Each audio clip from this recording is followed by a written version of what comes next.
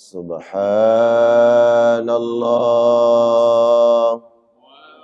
alhamdulillah, wa la ilaha illallah, wallahu akbar. Subhanallah,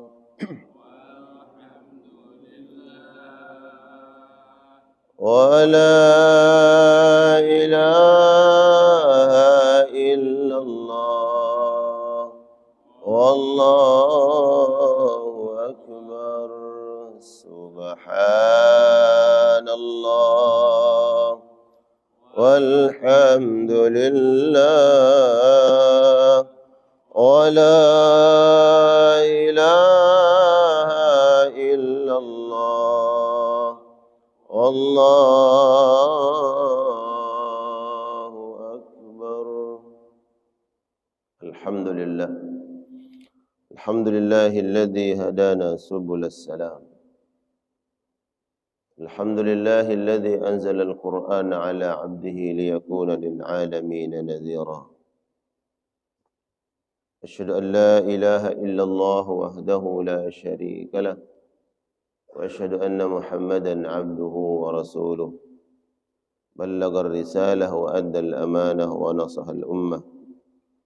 Wajahada fillahi haqqa jihadihi wa tarakana ala mahajjatil bayda lailuha kanahariha la yazighu anha illa halik. Allahumma salli wa sallim wa barik wa karim ala hadha an-nabiyil karim wa ala alihi wa ashabihi wa man sara ala nahjihi wa istana bi sunnatihi ila yaumiddin, amma ba'd. Alhamdulillah wa syukru lillah, puji syukur kepada Allah Subhanahu wa taala. Salawat dan salam tercurah limpahkan kepada baginda Rasulullah sallallahu alaihi wasallam. Apa kabar semuanya jemaah?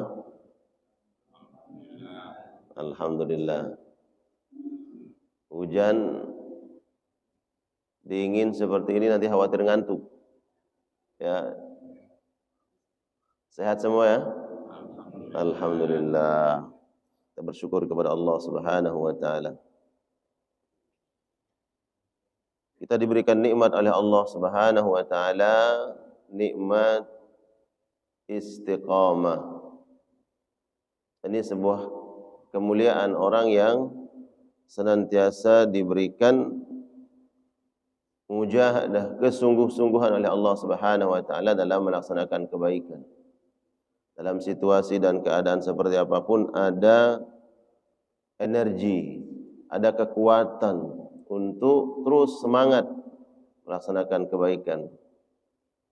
Karena ini akan kita bawa nanti kembali kepada Allah Subhanahu wa taala. Salat berjamaahnya, salat sunnahnya, kajian-kajian yang kita ikuti, itulah insyaallah yang akan kita bawa sebagai bekal menuju Allah, menjadi cahaya buat kita. Tak lupa kita sampaikan salam ta'zim pemuliaan kita kepada baginda Rasulullah sallallahu alaihi wasallam, kepada keluarga dan seluruh sahabat-sahabat mulia Rasulullah sallallahu alaihi wasallam. Kita berharap kepada Allah, semoga Allah muliakan kita sebagaimana Allah muliakan orang-orang terdahulu. Semoga Allah muliakan kita di dunia, Allah muliakan kita di akhirat dengan berjumpa, bertemu dengan mereka. Orang-orang yang sudah selamat, mereka meninggal dunia dengan membawa iman Islam. Inilah orang yang selamat. Adapun kita semasa hidup di dunia ini belum tentu selamat, belum ada jaminan. Kita masih rentan terkena fitnah dunia.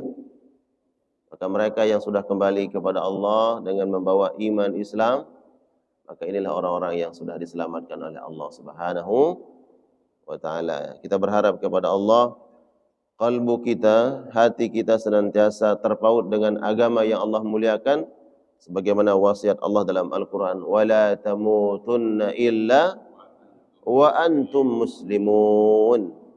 Jangan sekali-kali kalian meninggal dunia ini kecuali dalam keadaan Islam.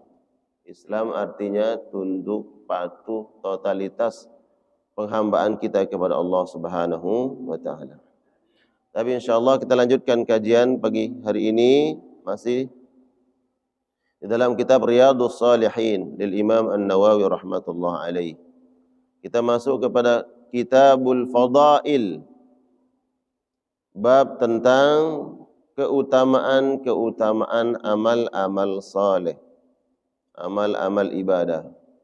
Bab yang pertama adalah babu fadli qiraatil Quran. Bab tentang keutamaan tilawah Al-Quran, membaca Al-Quran. Al-Quran ini ibarat kunci, Pak. Kita punya rumah, Bapak punya rumah, megah, mewah, dibanggakan oleh orang. Setiap orang yang lewat pasti nengok, Pak, ya Allah tuh berapa biayanya tuh rumah. Ya, gimana di dalamnya ya, luarnya aja, terasnya begitu, tembok-temboknya indah, megah. Orang sudah bisa bayangin tuh di dalamnya bagaimana. Nampak dari luar indah, orang terkagum-kagum. Tapi pemilik rumah, kalau dia tidak punya kunci, ya rumah itu digembok, dikunci. Kemudian dia nggak punya kunci, bisa masuk nggak, Pak? Nggak bisa masuk. Dia liatin dari luar, gimana nih kuncinya nggak kebawa? Nggak bisa masuk. Surga Allah Subhanahu wa taala, Allah sebutkan di dalam Al-Qur'an, jannatun tajri min tahtihal anhar. Surga itu di dalamnya ada sungai-sungai yang mengalir. Ada nahru, ya, nahrul asal, ada sungai madu. Nahrul laban, ada sungai susu. Ya. Ada sungai khamar. Ada semua, berbagai macam. Tapi kalau kita tidak punya kuncinya, bagaimana bisa masuk surga? Nah, para ulama menjelaskan kunci daripada surga itu adalah Al-Quran. Apa? Al-Quran. Makanya kemudian di awal surat Al-Baqarah Allah tegaskan tentang kewajiban kita mengimani Al-Quran. Ya, zalikal kitabu la raiba fi. Al-Quran ini tidak ada keraguan padanya. Ragu dalam bahasa Arabnya syak. Lawanan ragu yakin. Dan iman dibangun di atas keyakinan. Yang namanya iman itu ya yakin. Ya. Al-iqrar, meyakini. Bukan hanya sekedar melafazkan. Iqrar itu adalah meyakini di dalam qalbu. Keyakinan kita terhadap kitabullah, la raiba fi, tidak ada keraguan di dalam Al-Quran ini. Terkait hukum-hukumnya, kisah-kisah yang Allah cantumkan, yang Allah hadirkan di dalam Al-Quran, dan seterusnya. Tidak ada keraguan. Nah, ini keutamaan ya, keutamaan fadl tilawatil Quran aw qiraatil Quran. Keutamaan membaca Al-Quran. Hadis pertama yang diriwayatkan oleh sahabat Abi Umamah radhiyallahu taala anhu, qala sami'tu Rasulullah sallallahu alaihi wasallam. Sahabat Abu Umamah berkata, saya mendengar Nabi sallallahu alaihi wasallam, beliau bersabda, Iqra'ul Quran, bacalah oleh kalian akan Al-Quran. Baca. Fa innahu, karena sesungguhnya Al-Quran itu ya'ti yaumal qiyamah, kelak akan datang pada hari kiamat, syafi'an, akan menolong, akan mensyafaat. Kalau buka terjemahnya, diterjemahkan akan mensyafaat. Apa makna syafaat? Dia akan menolong, dia akan membantu li ashabihi, bagi orang-orang yang senantiasa dekat dengan Al-Quran. Jadi Al-Quran akan mensyafaat, Pak. Kapan? Nanti di akhirat. Secara khusus Al-Quran akan mensyafaat di akhirat. Penyebutan kata akhirat bukan berarti Al-Quran tidak menolong di dunia. Ya, disebutkan dalam syarah kitab Riyadhus Shalihin ini bahwa Imam Al-Qushairi menjelaskan bahwa makna syafi'an li ashabihi, Al-Quran itu akan menolong di akhirat nanti karena pertolongan yang sangat dibutuhkan dan paling utama itu pertolongan di akhirat. Maka kemudian Nabi menyebutkan yang paling penting, yang paling urgent, yang sangat kita butuhkan pertolongan di akhirat. Adapun di dunia, Al-Quran juga yamna'u, dia akan membentengi manusia. Dia akan menolong, yaitu Al-Quran. Pertanyaannya, Pak, sejauh mana kita berinteraksi dengan Al-Quran? Apalagi kemudian sebentar lagi kita memasuki bulan Ramadan. Bulan Ramadan disebut dengan Syahrul Quran, bulan Al-Quran. Tapi di hari-hari pertama iya masjid penuh. Orang rajin baca Al-Quran di hari-hari pertama. Tapi setelah itu kemudian dia tinggalkan Al-Quran. Syahrul Al-Quran. Bulan Ramadan itu tidak terpisahkan dengan Al-Quran, Pak. Kalau orang puasa, maka sejatinya dia enggak boleh jauh-jauh dari Al-Quran. Berinteraksi terutama dengan tilawahnya. Ustaz, saya belum bisa baca Al-Quran. Astagfirullah. Kemana aja? Woi, mana aja?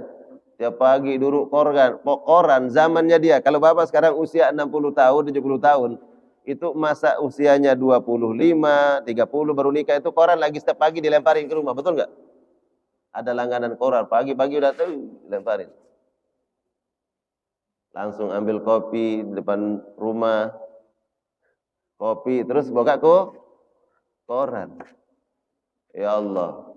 Khusyuknya baca Quran seperti orang beriman khusyuk baca Al-Quran. Mohon maaf.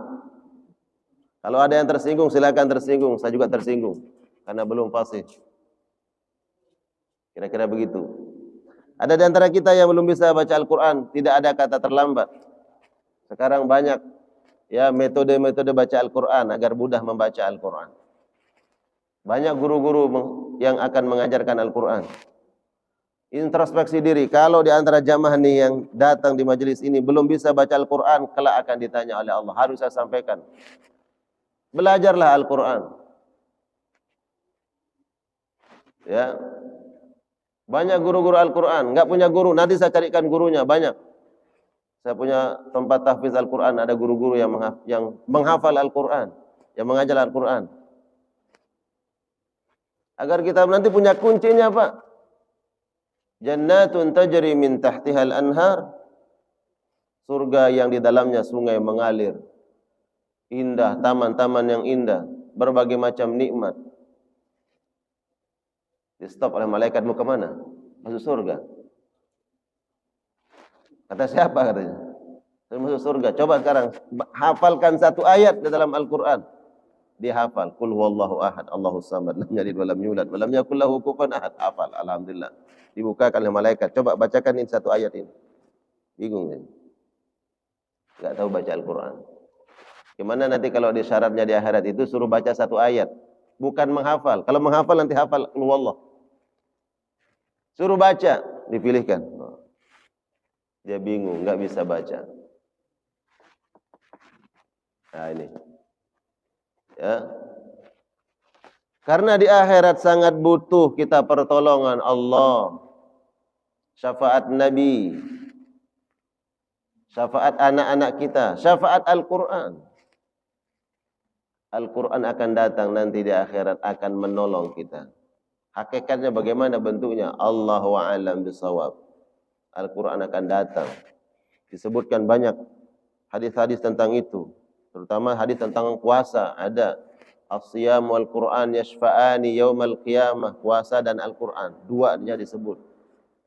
Puasa Al-Quran. Karena tidak terpisahkan. Datang nanti di akhirat akan mensyafaat. Syafi'an, dia akan mensyafaat li ashabihi. Ashab. Apa arti ashab? Apa arti ashab? Allahumma salli ala Sayyidina Muhammad wa ala alihi wa ashabihi. Apa arti ashab? Sahabat-sahabat. Nabi punya sahabat-sahabat, ashabihi. Al-Quran juga punya sahabat-sahabat di dunia. Kita ini sahabat kita siapa, Pak? Jangan sampai sahabat kita, mana sahabatmu? Oh, di mana? Di lapas. Al-Quran akan datang nanti di akhirat akan mensyafaat ashab. Apa arti ashab? Teman-temannya. Teman itu di dalam bahasa Arab disebut dengan rafiqun. Rafiq, teman. Kemudian apa lagi? Sahibun, teman. Jamak dari fasahib adalah ashab. Bedanya apa, Pak?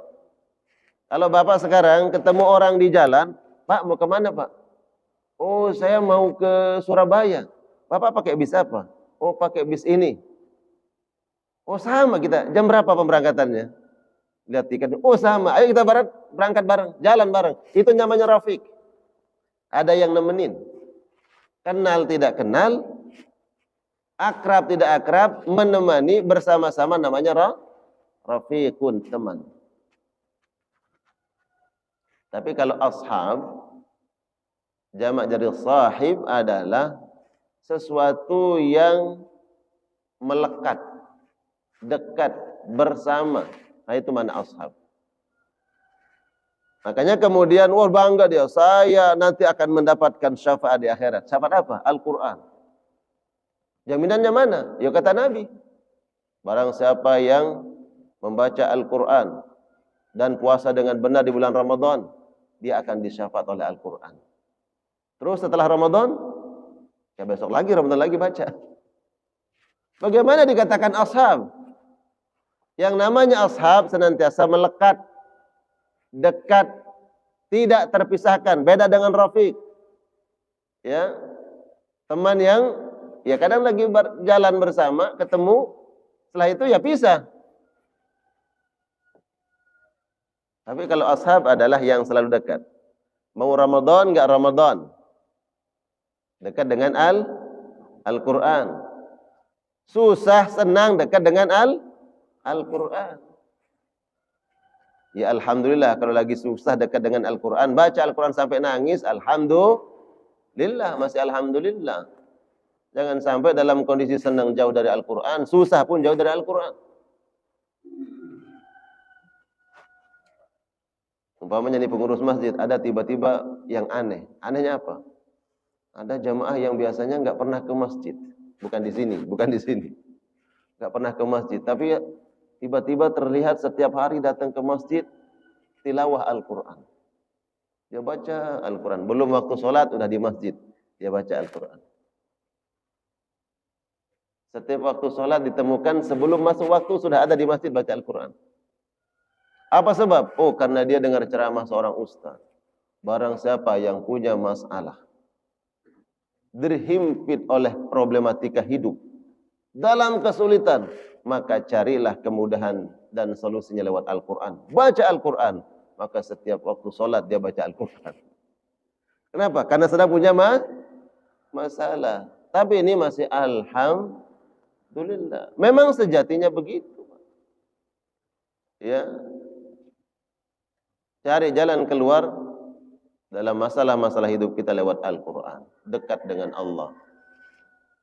Tapi yang perlu kemudian kita pertanyakan adalah setelah Allah berikan itu jalan keluar, masihkah kita dekat dengan Al-Quran? Itu makanya Nabi mengatakan Al-Quran ini nanti akan menolong bagi bukan rafiqnya.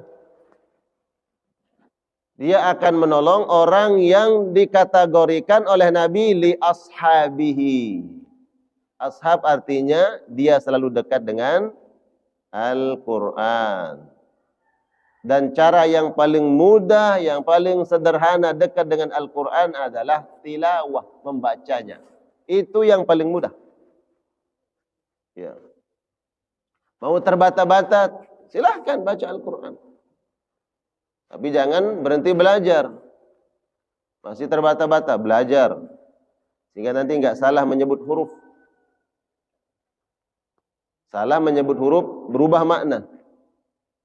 Alhamdulillahi Rabbil Alamin. Ar-Rahmanur Rahim. Maliki Yaumiddin.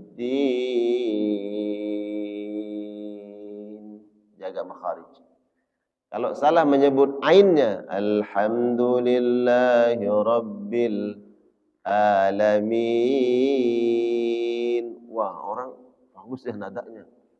Tapi yang paham Al-Quran, mana ainnya tuh? Masih alif. Alamin artinya alam, seluruh alam. Tapi kalau alamin, alam. Artinya bisa bermakna alamun, bendera. Bendera yang berkibar-kibar itu hanya alam. Atau rasa sakit. Ya, azabun alim. Azab yang pedih. Azab yang berat. Nah itu. Terus proses belajar. Kalau ada orang yang belum pas bacaannya, jangan diejek. Ya. Enggak boleh dicemooh, enggak boleh. Apa sebab? Bisa saja kemudian memang dia sudah berusaha, berikhtiar, berproses. Tapi memang sudah begitu desainnya itu. Lidah itu begitu, susah menyebutnya. Karena susah tetap diberikan pahala oleh Allah. Agar apa? Agar terus mau baca Al-Quran walaupun salah. Tapi karena belajar dan semangat mau membaca. Maka enggak boleh ada orang, kamu tuh begitu tuh bacaannya. Iya. Ada batasan-batasannya. Kalau jadi imam ya jangan. Berikan yang lebih fasih bacaan Al-Qur'annya. Adapun ketika dia belajar masih salah bacaannya tetap diberikan pahala. Menyebut huruf umpamanya dalam azan juga salah menyebut huruf, ya, jangan cemooh, enggak boleh. Ya, mencemooh orang itu enggak boleh. Ya. Ada saking udah musola kecil, Pak. Yang azan usianya sudah hampir 80 tahun. Yang azan di musola. Bacaan huruf azannya, ya Allah, mana alif, ya mana ain, mana ra akbar, mana huruf yang lain. Enggak bisa membedakan. Yang salah siapa? Apakah yang azan itu yang salah? Yang salah siapa, Pak? Yang datang bilang-bilang, azannya enggak benar. Ente kemana aja? Dia setiap waktu itu belum waktu sholat sampai di musola dia azan. Dia masbuk melulu kerjaannya. Ya kalau datang ke masjid, tapi subhanallah kalau lisan mudah memang kalau melihat kesalahan orang itu mudah, Pak. Enggak perlu kita belajar kalau menyalahkan orang lain, enggak perlu belajar. Anak kecil bisa menyalahkan orang lain, Pak. Betul enggak? Kalau menyalahkan itu orang enggak perlu belajar. Ya. Anak kecil bisa menyalahkan, anak TK bisa menyalahkan temannya, Pak. Kalau memang menyalahkan itu mudah. Ya. Itu kemudian enggak boleh. Tapi tetap kita belajar, terutama Al-Qur'an, ya, terutama Al-Quran. Karena kita berharap nanti syafi'an, dia akan menolong kita, mensyafaat kita. Allah. Kenapa Nabi menyebut nanti mensyafaat di akhirat? Karena inilah yang paling utama kita butuhkan, syafaatnya di akhirat. Adapun di dunia, perhatikan kata Al-Imam Al-Qushairi, hifzullah ta'ala liqari'il Qur'an fid dunya wal akhirah wa tuwallihi biman'il ayadi al-khati'ah minal wusul ilaihi. Kata Imam Al-Qushairi, Allah pasti akan memberikan perlindungan, penjagaan bagi orang-orang yang membaca Al-Quran di akhirat. Dan Allah berikan perlindungan, penjagaan orang-orang yang membaca Al-Quran di dunia. Dengan apa? Tuwallihi. Allah melindungi dia, menjaga dia. Biman'il ayadi al-khati'ah minal wusu ilaih. Agar tidak sampai kepadanya tangan-tangan orang-orang jahat, orang-orang buruk. Kalau ada orang yang berniat buruk terhadap diri kita, maka Allah bentengi kita dengan Al-Quran. Ya. Jadi jaga rumah. Jaga rumah dengan apa? Ya, senantiasa di rumah itu terdengarkan tilawah Al-Quran. Ada orang yang berniat buruk, Pak. Dia ingin mencuri. Tiba-tiba bingung, mana tuh rumahnya? Bingung dia. Matanya ditutup oleh malaikat Allah.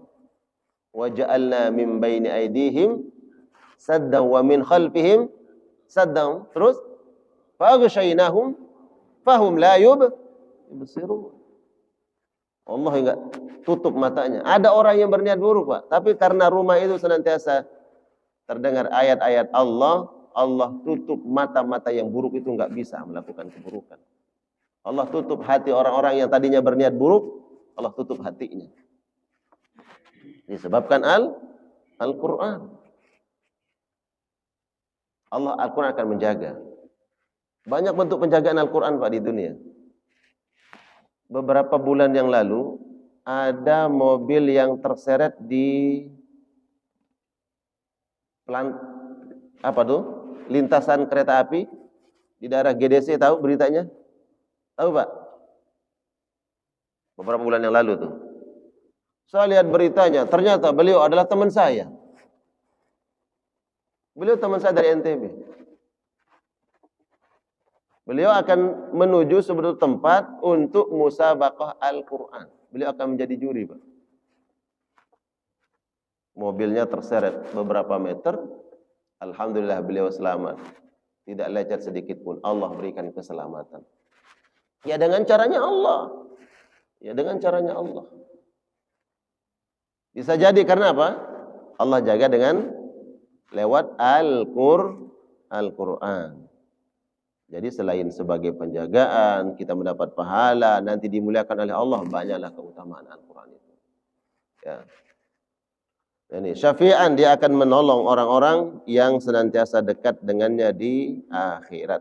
Ya, dia akan mensyafaat. Ada seorang sahabat bernama Barra bin Azib. Beliau cerita. Jadi Barra bin Azib punya sahabat namanya Usaid bin Hudair. Usaid bin Hudair, beliau sedang membawa perbekalan musafir dengan untanya di satu tempat, kemudian dia istirahat. Kemudian tilawah Al-Quran, dia baca Al-Quran. Pas yang dia baca adalah suratul Kahfi. Surah Al-Kahfi dia baca. Tiba-tiba ada awan yang bergerak, Pak. Awan yang bergerak. Kemudian awan ini dilihat oleh untanya. Untanya kaget dan kabur. Akhirnya Usaid kaget melihat untanya seperti itu. Dan dia lihat awan bergerak, Pak. Masya Allah, awan bergerak. Setelah kejadian itu datang kepada Nabi SAW. Dia cerita, ya Rasulullah begini-begini. Aku membaca surah Al-Kahfi, tiba-tiba ada awan yang bergerak. Ya, bergerak ke arah dia yang sedang membaca Al-Quran. Apa kata Nabi? Itu adalah perlindungan dan penjagaan Allah, sakinah. Nah, ini karomahnya Usaid. Dan itu bisa terjadi kepada siapa saja. Bentuk penjagaan, perlindungan. Mereka-mereka yang dekat dengan Al-Quran. Jadi jangan kemudian kita meremehkan siapa saja orang yang dekat dengan Al-Quran. Ya, Mungkin kita anggap, wah dia guru ngaji kampung ini. Apa sih ilmu yang dia tahu? Tapi dia dekat dengan Al-Quran, hati-hati. Ya. Ada orang yang menzaliminya, dia dekat dengan, sekali dia berdoa, dikabulkan doanya oleh Allah. Karena kedekatannya bersama Al-Quran. Baik, ini hadis pertama. Yang perlu kita garis bawahi, Al-Quran akan mensyafaat bagi ashabihi. Arti ashab jamak dari sahib, orang yang selalu dekat dengan Al-Quran. Jadi memang interaksi terus. Ya. Dekat. Di rumah ada Al-Quran. Yang di kantor punya Al-Quran. Ya, taruh tuh. Kita punya meja di kantor tempat kerja kita. Letakkan Al-Quran di situ, Pak. Ustaz, saya belum baca. Letakkan aja dulu. Letakkan aja, taruh aja dulu. Umpamanya belum kita baca, taruh. Ustaz, jadi hiasan boleh. Taruh aja dulu, jadi hiasan, nggak apa-apa. Di rumah nggak ada Al-Quran, beli Al-Quran. Belum, Ustaz, kami takut beli Al-Quran. Kenapa? Karena kami nanti nggak baca. Taruh aja dulu. Ya, nggak apa-apa awalnya begitu. Bukan berarti saya memperbolehkan. Boleh nggak Ustaz kita hanya berniat membeli Al-Quran untuk hiasan? Nggak boleh. Tapi tadi dikatakan boleh. Iya, taruh aja dulu. Siapa tahu nanti berulang kali kita dekat dengan Al-Quran secara fisik. Oh iya Al-Quran, akhirnya dia buka. Ya kan? Dia buka Al-Quran, dia baca. Nah, ini ashab. Jadi hal-hal yang kemudian membuat kita dekat dengan Al-Quran, lakukan saja. Ya. Dan kalau, tolong diperhatikan, ini pelajaran buat kita semua.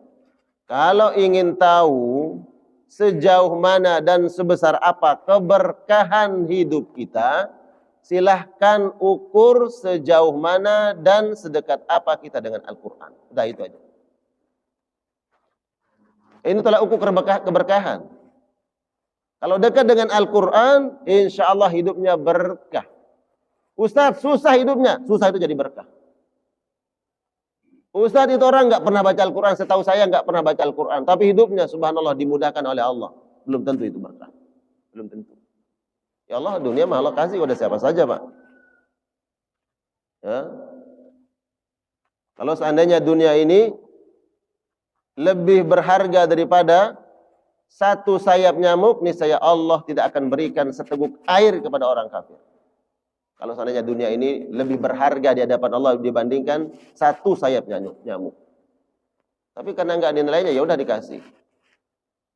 Walaupun orang jauh dari Al-Quran, ya dikasih hidup nikmat oleh Allah. Dekat dengan Al-Quran, ujian, cobaan datang. Jangan anggap itu bahwa kita diazab oleh Allah, tidak dicintai oleh Allah. Enggak. Dekat dengan Al-Quran itu berkah nanti. Ya. Berkahnya bagaimana? Diberikan kesabaran, diberikan pahala, diberikan ketabahan. Allah balas. Sekarang ujian, iya. Susah, tapi dia berjuang. Nanti Allah balas lewat cara yang lain. Jangan anggap balasan itu tiba-tiba muncul. Hari ini kita dekat, berinteraksi terus dengan Al-Quran. Jangan anggap hari ini langsung dibayar. Banyak orang, ya, baca surah ini, besoknya dapat mobil. Baca ini, besok dapat motor. Instan. Ya kalau Allah kehendaki, alhamdulillah. Allah bayar nanti. Ternyata ini seorang kakek alim tidak, ya, terhadap syariat Allah dia enggak paham, tapi berusaha dia baca Al-Quran, ingin mencari keberkahan. Allah bayar kakek ini lewat cucunya, jadi cucu, ya. Cucunya alim. Ya. Alim artinya dia memahami hukum-hukum Allah. Allah bayar lewat situ. Ya. Kayak gitu. Syafi'an li ashabihi, menjadi syafaat. Silakan, ada ayat di dalam Al-Quran. Di dalam surat Al-Furqan ayat ke-30. Nabi itu pernah curhat kepada Allah. Beliau nangis. Nabi nangis disebabkan karena umatnya itu tidak memperdulikan Al-Quran. Jauh dari Al-Quran, baik secara tilawah membaca, ataupun tadabbur menghayati, ataupun tafsir memahami hukum-hukumnya, Na'udzubillah, yang lebih menyedihkan, Nabi SAW, hambanya jauh dari nilai-nilai Al-Quran, hukum-hukum yang ada di dalam Al-Quran. Itu yang paling membuat Nabi sedih. Tapi ini, ya, sudah semua keburukan-keburukan yang disebut oleh para ulama terkait Al-Quran, tidak mau membacanya, keburukan. Ya, tidak mau mentadabburi, sudah keburukan. Tidak mau memahami hukum-hukumnya, keburukan. Tidak mau mengamalkan, paling tinggi keburukan itu, tidak mau mengamalkan. Na'udzubillah. Makanya Nabi sedih kemudian mengadu. Jadi ada ayat yang Allah sebutkan, Nabi sedih. Ya. Nabi mengadu kepada Allah. Bukan Nabi ngadu karena beliau terhimpit masalah, enggak. Bukan karena anak istrinya, tidak. Bukan karena harta, tidak. Tapi karena umatnya. Di dalam surat Al-Furqan ayat 30. Allah Subhanahu wa taala berfirman, "Wa qala ar-rasul ya Rabbi inna qaumi ittakhadhu hadzal Qur'ana mahjura." Ada yang hafal ayatnya? Wa qala ar-rasul, dan Rasul Muhammad dia berkata, dia curhat, dia mengadu kepada aku, kata Allah. Allah menyampaikan itu kepada kita. Jadi Allah abadikan di ayat itu agar kita tahu bahwa Nabi itu pernah nangis gara-gara kita. Jangan-jangan memang di antara kita ini, saya dan kita ini yang menjadi penyebabnya Nabi nangis. Apa kata Nabi? Ya Rabbi, duhai Allah, aku mengadu kepadamu, aku sedih ya Allah. Hanya kepadamu aku mengadukan semua ini ya Allah. Inna qaumi, sesungguhnya kaumku, di situ masuk maknanya adalah sesungguhnya umatku. Ittakhadhu hadzal Qur'ana mahjura. Dia melihat Al-Quran ini bukan sesuatu hal yang harus dia prioritaskan. Dia menganggap Al-Quran sesuatu hal yang tidak penting untuk diperhatikan. Untuk apa baca Al-Quran? Anak saya menghafal Al-Quran, apa yang dia dapat? Nah, itu. Dia memandang Al-Quran ini sesuatu hal yang mahjur. Apa itu mahjur? Sesuatu hal yang enggak apa-apa, kita abaikan. Itu namanya mahjur. Abaikan saja. Dan banyak umat Nabi SAW. Mau buktinya? Buktikan saja. Silahkan sekarang yang bawa HP, googling, buka di internet. Berapa persen umat Islam Indonesia yang buta huruf Al-Quran? Buta huruf. Yang tidak tahu mana alif, mana ba. Ba di atas, ba di bawah, ba di dhammah. Dia enggak bisa baca. Enggak baca, enggak bisa baca. Betul buta huruf Al-Quran. Berapa persen? Biar saya enggak dianggap ngarang. Buka HP-nya. Tulis. Berapa persen umat Islam Indonesia yang buta huruf Al-Quran? Di atas 60%. 60%. Yang buta huruf. Coba turunkan lagi sekarang yang bisa baca, tapi bacanya terbata-bata. Mana HP saya? Bawa HP enggak ya? Bawa ini. Saya buktikan ya. Coba berapa persen? Jangan ada yang ngantuk.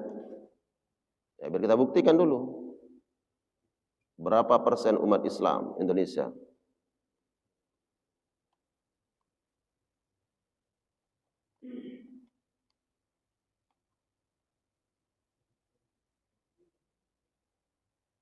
Buta huruf Al-Quran. Mana yang mau baca? Ustaz Razi baca, Ustaz Razi. Biar tahu. Baca, kencang. Wakil Ketua Umum Dewan Majelis Indonesia, Komjen Saifuddin menyebut sebanyak 65% warga Muslim di Indonesia buta huruf Al-Quran. Udah, makasih. Berapa persen, Pak? 65% buta huruf. Tahu arti buta huruf? Buta huruf. Buta itu kan begini kan? Huruf apa nih? Ini berapa nih? Enggak tahu dia. Ini huruf A, huruf B, enggak tahu, Pak. Ini alif atau ba? Nanti biar enggak. Majelis Ulama, ya, Dewan Masjid, DMI. Dewan Masjid Indonesia. 65% buta huruf Al-Quran. Pantesan Nabi 100 ya 14 abad 1400 tahun yang lalu Nabi sudah nangis. Karena memang begini nih. Ya begini buktinya. Real kan? Nabi udah tahu tuh. Ya. Insya Allah jamaah di sini mah gak ada yang buta huruf. Ya. Apalagi buta huruf nomor seri uang. Ada nggak buta huruf? Ada yang tahu nggak? Ada yang buta huruf uang? Ya Allah, Bapak udah lihat udah tahu Pak berapa tuh? Kembaliannya salah. Tahu kembalian salah. Mohon maaf Pak. Bahkan ada yang orang yang tidak diberikan kesempurnaan nikmat oleh Allah tahu. Oh 50, oh 100. Tahu dia Pak. Apalagi Bapak yang melek, mohon maaf. Nominal uang, mana yang biru, mana yang merah, mana yang hijau, tahu. Mana yang abu-abu. Abu-abu, 22.000 katanya abu-abu. Merah, 100. Tapi ketika, ini huruf apa nih? Gini-gini deh. Enggak bawa kacamata, katanya enggak bawa kacamata. Alasan kacamata. Apa alasannya? Kacamata. Kalau serinya uang itu enggak perlu kacamata, ketahuan. Allahu Akbar. Nah ini dia. Jadi menangisnya Nabi gara-gara kita. Maka sebelum kita menangis nanti di akhirat, menangislah hari ini. Karena tidak bisa baca Al-Quran. Baca Al-Quran. Mulai pagi hari ini yang belum bisa baca Al-Quran, harus ada kemauan, semangat untuk baca Al-Quran. Tidak ada kata terlambat. Ustaz, saya sudah tua. Justru kita sadar sudah tua, menjelang akan kembali kepada Allah, segera belajar Al-Quran. Jangan dibalik. Karena udah tua akhirnya apa? Merasa ya udah nggak usah, susah soalnya Ustaz, nggak usah belajar lah. Kenapa udah tua? Balik sekarang justru. Ya, karena udah tua, belajar sebentar lagi kita akan dipanggil oleh Allah. Biar ada senjata kita nanti. Kenapa kamu nggak bisa baca Al-Quran? Udah saya belajar. Mana gurunya? Itu namanya guru saya dulu tuh. Oh betul dia belajar. Kalau begitu selamatkan dia. Karena dia belajar. Apa kata Nabi Shallallahu Alaihi Wasallam? Orang yang belajar Al-Quran, ya, belajar Al-Quran, apa yang dia niatkan itu dia dapatkan. Bapak sekarang niat, saya niat belajar Al-Quran agar bisa membaca dengan baik, dengan fasih, dengan tajwid. Mulai dia belajar. Tapi terbata-bata, meninggal dunia dia. Dipanggil oleh Allah, tapi Al-Qurannya masih terbata-bata. Pahala Al-Quran yang dia baca sama seperti orang yang bertajwid benar bacaannya. Karena itu niatnya.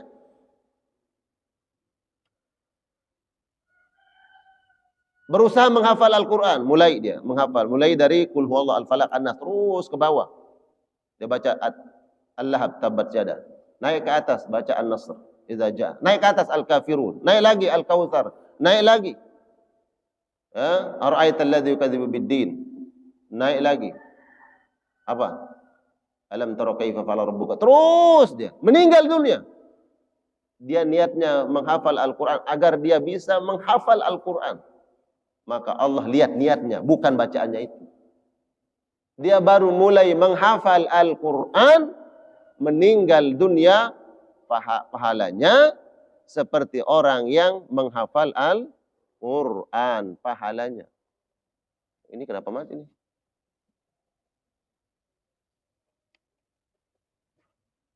Setan nggak suka dengan Al-Quran, Pak. Jangan-jangan ada sabotase dari setan nih. Hah? Mati ya. Iya. Jadi itu pentingnya niat. Iya kan? Luar biasa yang Allah lihat tuh niatnya. Dia belajar Al-Quran.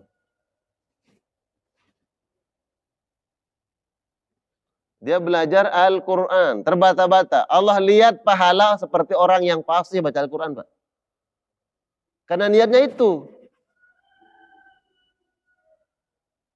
Karena niat dan azamnya. Dia mulai membaca Al-Quran, niat menghafal. Niat menghafal. Baru dapat 1 juz, Pak. Hafal juz berapa?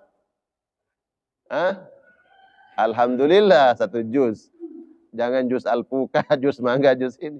Alhamdulillah juz 30. Masya Allah, barakallah. Juz 30. Dapat menghafal juz 30. Dia meninggal dunia. Azamnya, niatnya, dia ingin menghatamkan Al-Quran, menghafalnya. Nanti dibangkitkan oleh Allah. Dibangkitkan bersama siapa? Yang menghafal Al-Quran. Seandainya ada protes, emang kamu hafiz di mana? Siapa gurumu? Belum. Makanya juga saya kaget. Baru 1 juz kok dibangkitkan bersama kalian. Akhirnya duduknya sama penghafal Al-Quran. Apa sebab? Allah lihat niatnya, Pak. Oh, niatnya memang dia ingin menghafal Al-Quran. Tapi nanti bukan berarti, oh sama keistimewaannya dengan yang hafal. Ada nanti keistimewaannya. Tapi dibangkitkan. Masya Allah. Duduk bersama itu nanti, bersama-sama.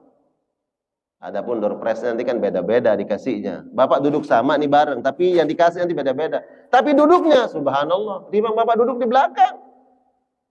Enggak dilihat orang. Itulah niatnya. Jadi dibangkitkan nanti sesuai niatnya. Ya. Ada orang yang jihad di jalan Allah. Dia berangkat jihad. Ternyata di pertengahan jalan, kudanya terpeleset, ontanya terpeleset, jatuh meninggal. Dia belum perang, Pak.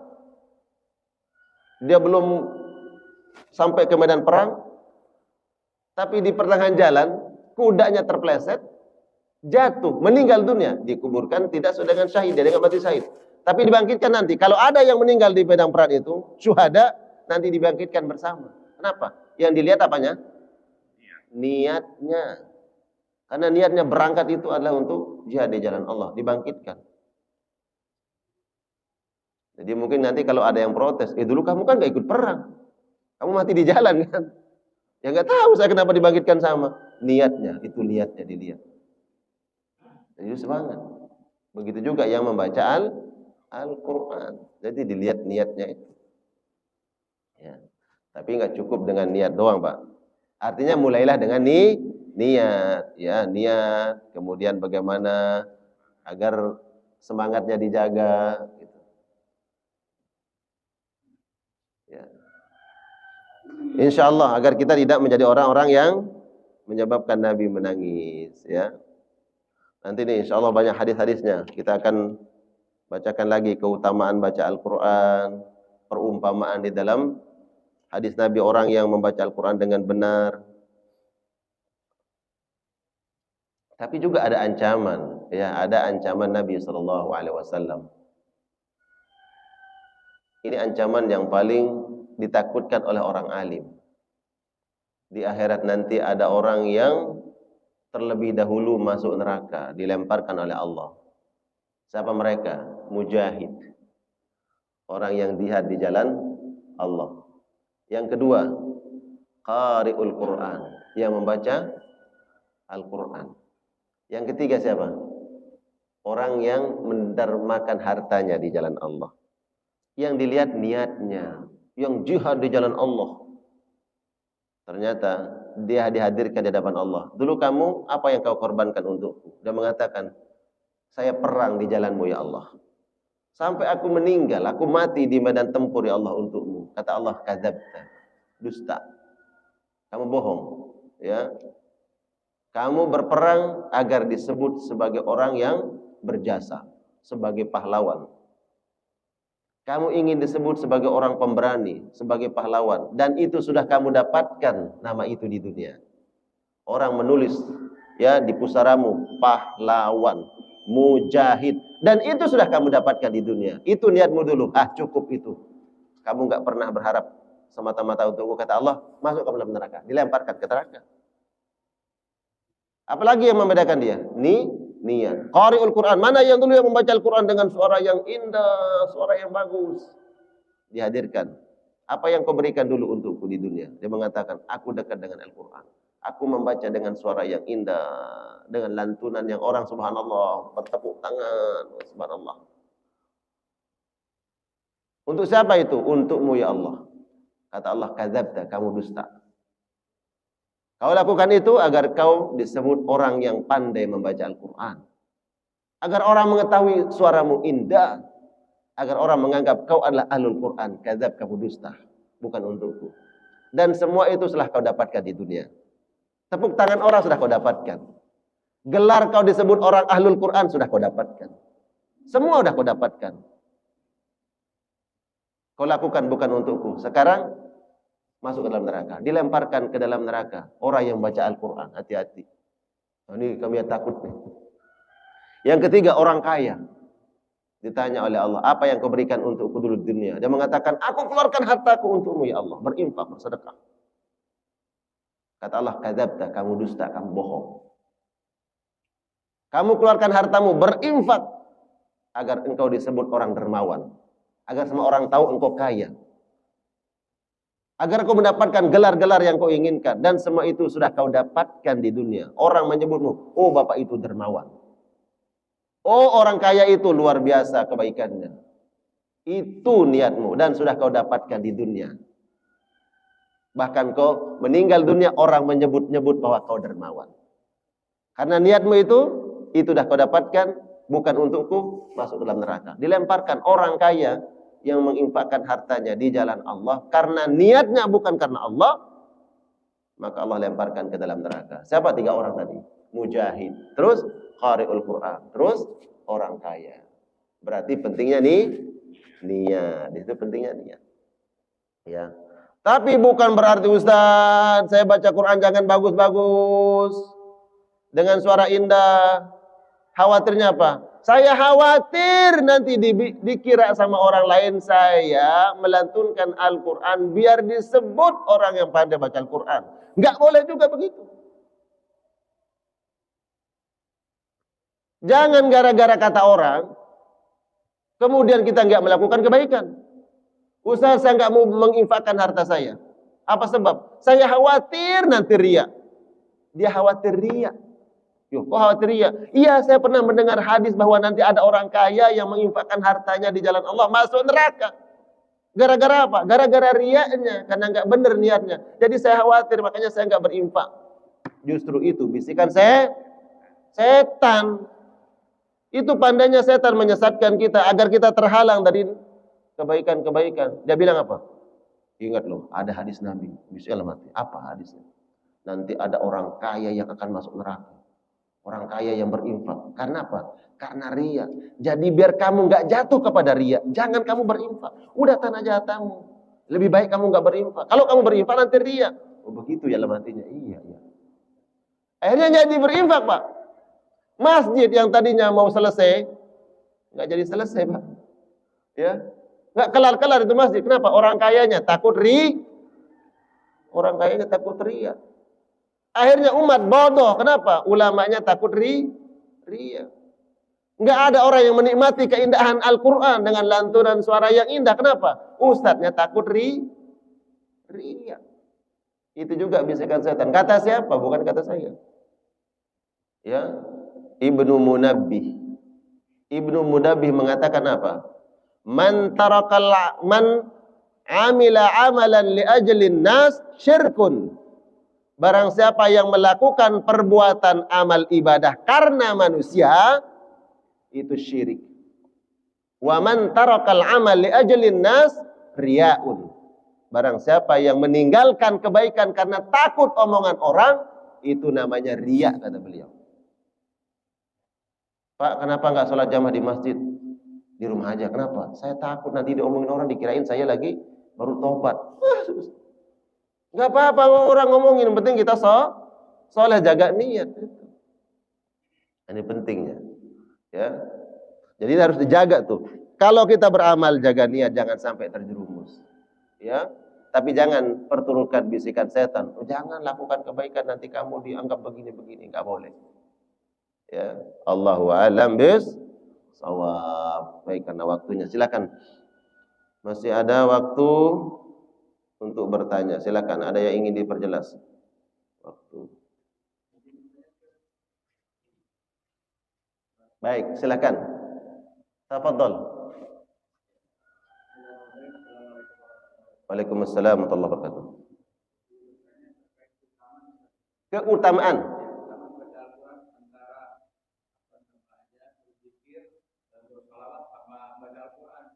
Ya.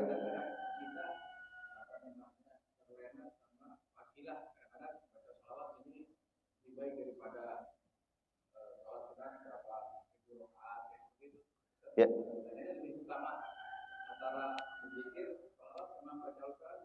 Baik, baik.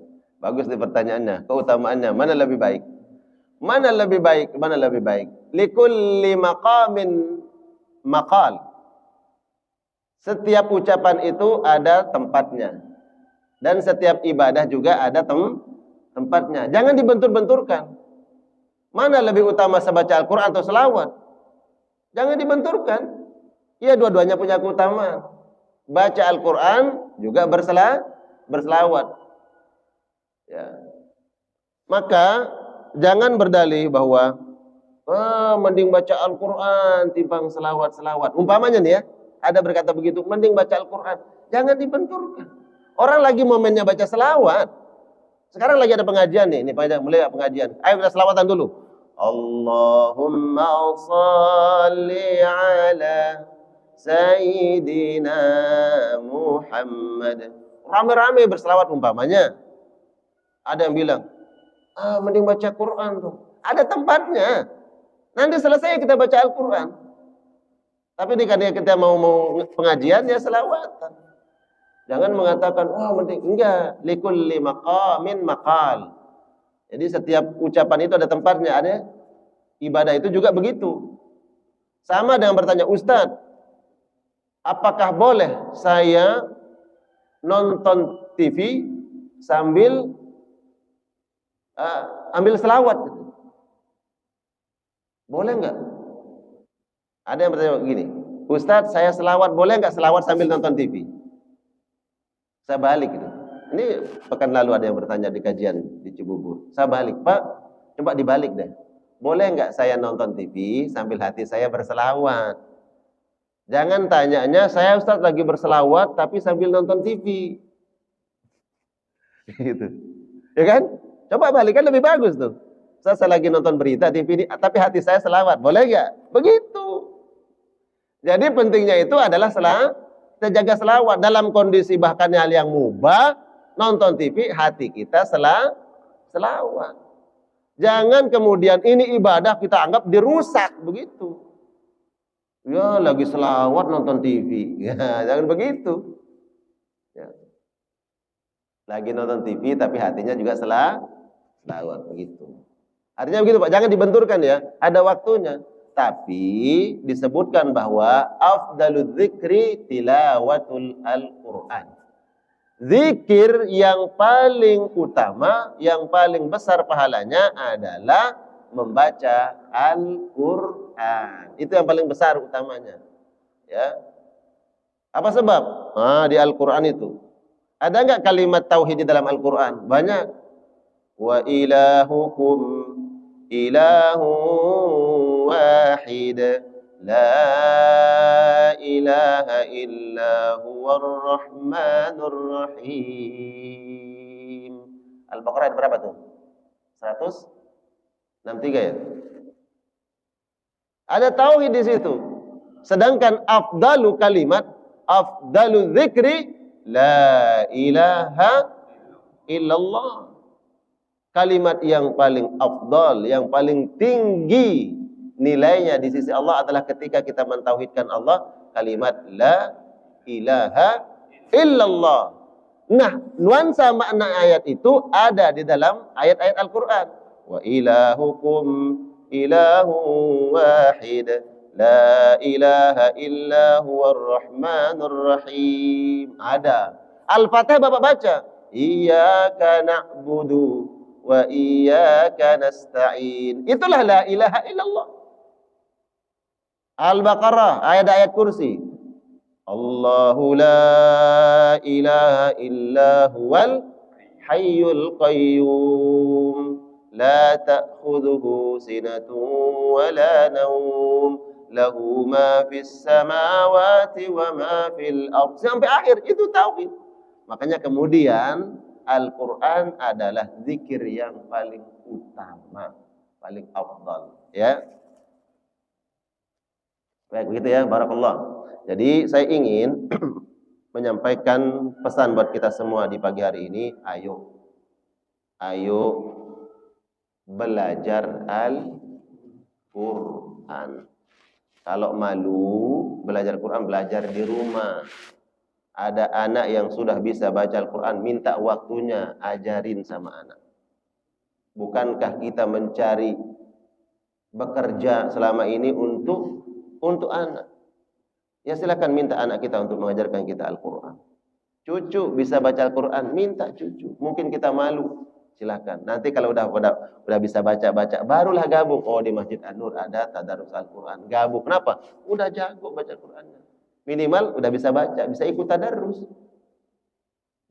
Bayangkan kalau setiap hari, berapa hari dalam 1 tahun kita belajar, Allah akan mudahkan. Walaqad yassarnal Qur'ana lidzikri fahal mim mudzakir. Itu janji Allah. Kami mudahkan Al-Qur'an ini untuk dipelajari, untuk dibaca. Maka adakah di antara kalian yang mau mengambil pelajaran? Artinya mau belajar, ya. Semoga kajian kita pagi hari ini insyaallah bernilai ibadah di sisi Allah Subhanahu wa taala, menggugah kita untuk belajar Al-Qur'an. Amin ya rabbal alamin. Kita tutup dengan doa kafaratul majlis. Subhanakallahumma bihamdika asyhadu an la ilaha illa anta astaghfiruka wa atubu ilaik. Wa sallallahu ala nabiyyina Muhammad wa ala alihi wa sahbihi wasallam. Wassalamualaikum warahmatullahi wabarakatuh.